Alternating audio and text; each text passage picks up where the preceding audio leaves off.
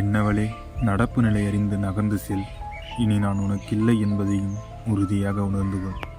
அவசரப்பட்டு எந்த முடிவும் எடுத்து விடாதே மங்கையே. என்னால் தாங்க முடியாது அதையும்.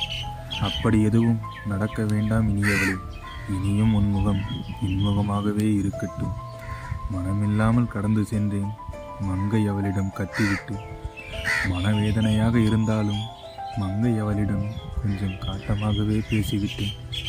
ஓரிரு நாட்களில் அவளுக்கு நிச்சயதார்த்தமும் நடந்தது. அதன் பிறகு பலமுறை அவள் என்னுடன் பேச முயன்றாள். சில முறை தவிர்த்து விட்டேன். ஏனோ ஓரிரு முறை பேசிவிட்டேன் அவளிடம். நிச்சயம் முடிந்த பெண்ணுடன் பேசுவது முறையல்ல என்பதும் புரிந்தது. அதன் பிறகு அவளிடம் என் மௌனம் மட்டுமே தொடர்ந்தது. 6 மாதங்களும் கடந்தது. ஒரு நாள் அவளுக்கு திருமணமும் நடந்தது. அன்று மட்டும் ஏனோ என் மனம் கொஞ்சம் வருத்தம் கொண்டது. ஆனால் அவளுக்காக என் முகம் மட்டும் அப்பொழுதும் சிரித்து கொண்டுதான் இருந்தது.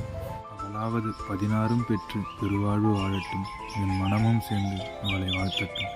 நானும் பட்ட மேற்படிப்புக்காக வெளி மாவட்டத்திற்கு சென்று விட்டேன். இன்றோடு அவளை கண்டு 3 ஆண்டுகள் கடந்துவிட்டன. இனியும் அவளை காண வேண்டாம். அப்படி ஒன்று நிகழ்ந்தால் அவளிடம் மன்னித்து விடு என்றுதான் கேட்பேன்.